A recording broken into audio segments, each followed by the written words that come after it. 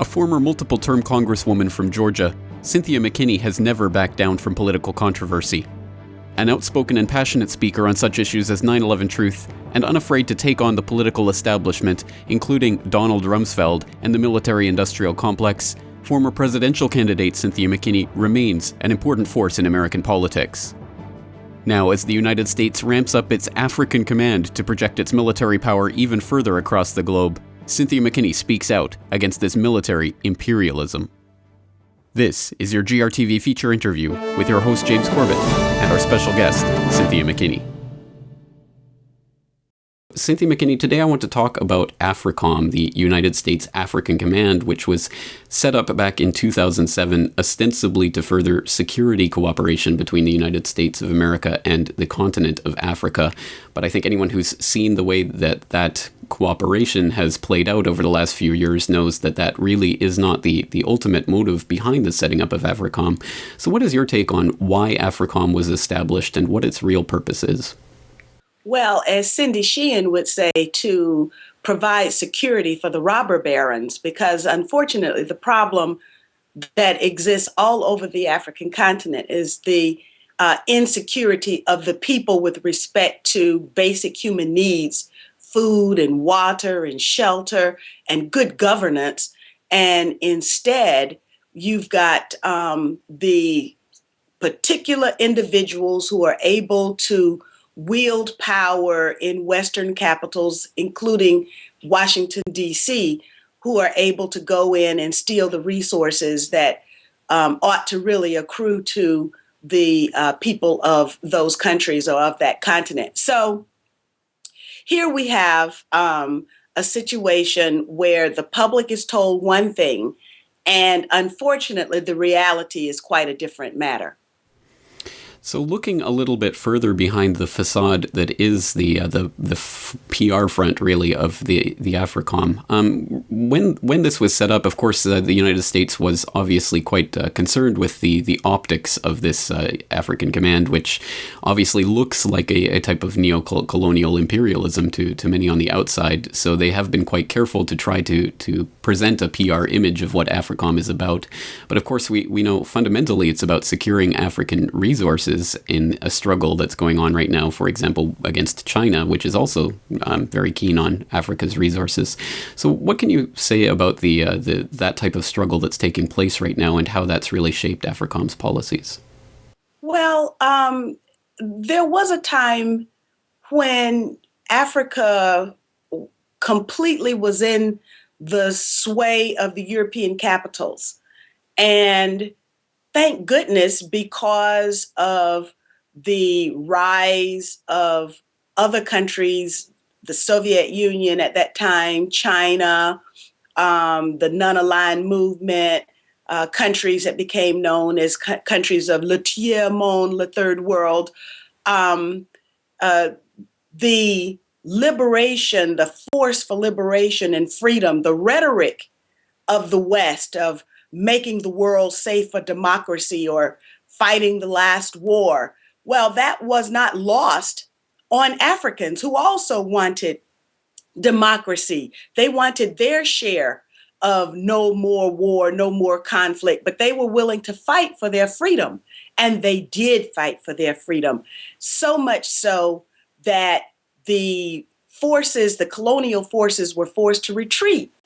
And what that left was the dominance, because of their lack of colonial history, of the Soviet Union, now Russia, and of China.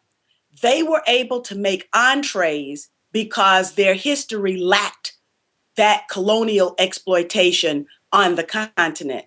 And they did make entrees, and they have made entrees. And now, of course, because we still have Cold Warriors dominating our foreign policy apparatus, like, for example, Zbigniew Brzezinski, the motive of U.S. policy must still be the Cold Warrior attitude of denial of access, denial of resources to the two big enemies of the United States. Now, I don't view them as enemies, but these Cold Warriors still view Russia and China as enemies, and they still view the world as a chessboard. And of course, if you can't place your player, your pawn, on the square of the chessboard, then you at least deny the other pawn, the other side's pawn, to that particular square. That is what we are seeing happening on the African continent. And unfortunately, as usual, the African people are suffering. Unfortunately so, and I think that became particularly clear in the case of Libya, where, of course, Muammar Gaddafi was being quite vocal about his opposition to AFRICOM and its intentions on the African continent. So what can you tell us about Libya, its resources, and how it's been appropriated now by the NATO forces? Well, what we can say is what Mrs. Gaddafi has said. And I read an interview in which she said that had the Jamahiriya government said yes to an AFRICOM base in Libya, then none of this would have happened. I think that's very important because, of course, there were several initiatives that were going on, this Mediterranean initiative.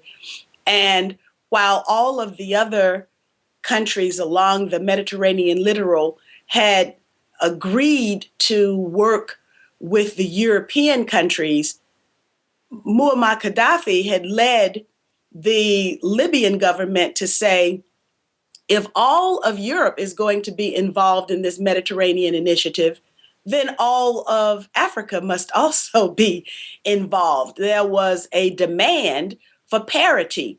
There was also leadership from Muammar Gaddafi and the Jamahiriya government on the establishment of a 1 million-person army to thwart the efforts of AFRICOM and the West to penetrate the African countries with the stationing of troops, which is exactly like a return to colonial days, not just even neocolonialism, where a few pawns were able to act on behalf of the colonial master. So now we have that step back. We also watched as the Jamahiriya was willing to put $90 billion on the table for United States of Africa. That, of course, has been lost.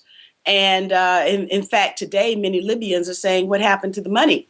Because in addition to the money that was seized by the Western powers, and of course, there's these ideas that are floating around Washington, D.C., saying that the Libyans are a wealthy country, so therefore they need to pay us back for liberating them. And I guarantee you that the money that was seized in the United States will make a very slow, long trickle, if any, back into Libyan coffers. That goes into Libyan coffers will be just like the rest of U.S. assistance, as Ron Paul, current presidential candidate for the Republican Party, says that basically when the United States gives money, it gives money to foreign elites so that it can maintain control. They can maintain whatever leverage and control they have over the governmental apparatus, such that this penetration and exploitation of resources on the cheap can be had. And rather than pay the going rate that would be established by those who sell, we have a buyer's market that allows countries like the United States, for example, with respect to Democratic Republic of Congo, to go in and just steal the coltan. Absolutely. Well, the Libyan case is so atrocious as an example because it's so blatant what was happening there. But I found it interesting that in the early days of the operation, it was being more openly led by the U.S. government, and in fact, AFRICOM itself and General Carter Ham, who was the commander of AFRICOM at the time, issued a statement on March 19th, basically bragging about AFRICOM's involvement in the operation, and of course framing it as an operation to protect Libyan civilians. But we saw in the weeks that followed that initial statement and that initial push, we saw America backing off a little bit, and the France taking more of a lead role in the Libyan operation in general. Do you think that is a sign that perhaps the U.S. had to back off because of pressure or the optics of them being the lead in this? And is that in any way a hopeful sign that perhaps they can't just exert their, I guess, imperial agenda at will, that they need at least the mask of other countries being part of their coalition? No, I don't see that as hopeful at all, because the fact of the matter is that Libya has been destroyed. Libya has become Iraq and Somalia. Libya has become, well, more than Iraq, it has become Somalia, because there is still fighting on the ground in Libya. There is a very vibrant resistance, as I understand it, and the resistance is doing the best it can under the circumstances. And so we have a government that is recognized in general, but we have no government on the ground, basically. So this is the example of a country that was trying its best to provide for its people. The Libyans had free healthcare, free education, free housing, subsidized vehicles, subsidized gasoline, subsidized food. The idea that people from the United States who are pressing these buttons don't have any of that and are destroying a country that is trying to provide that for its people provides an unimaginable scenario for me. Finally, what I would say is this. Politically, President Obama, the first African descent president of the United States, bombing Africa, it did not play politically well. And President Obama has taken a tremendous hit, particularly from the activist, Pan-Africanist component of the Black electorate. He had no choice but to step back politically and make it appear that someone else was carrying this out. But at the end of the day, we understand that even though there was this appearance of leading from behind, the problem is that it was led all together. And there were U.S. soldiers who were on the ground. There were U.S. special ops on the ground, U.S. Servicemen who were flying French planes. So the United States was engaged, the United States was leading, and the United States made a terrible mistake. Well, then finally, stepping back for a moment to look at the bigger picture, it's often been remarked that if the United States government put as much money and effort into actually trying to help the people in the nations that it's bombing instead of bombing them, that they'd be able to deliver food and aid and supplies with the same shock and awe that they now use to deliver weapons of destruction. On that note, what would an AFRICOM that was genuinely interested in building up Africa and fostering a healthy and strong Africa, what would an AFRICOM with that policy actually look like? And what could it actually do in a positive sense if, for example, you were in control of the U.S. government? Well, first of all, it would cease to exist. And we would have a very active and vibrant Peace Corps, because that's what it ought to look like, that you would have not an Africa command, a military command, but you would have an African civilian corps of people who are going there to do the things that Africans need done. And of course, the most important aspect of that is that would not be defined by people in the West, that would be defined by the Africans themselves. And one of the things that the Africans need more than anything else is for Western countries to get the heck out and allow the Africans to govern themselves. Let them choose their leaders without interference from the West at all. That is the first prerequisite, self-determination. And then after that, we assist. Excellent points. Well, thank you, Cynthia McKinney. Thank you so much for your time today.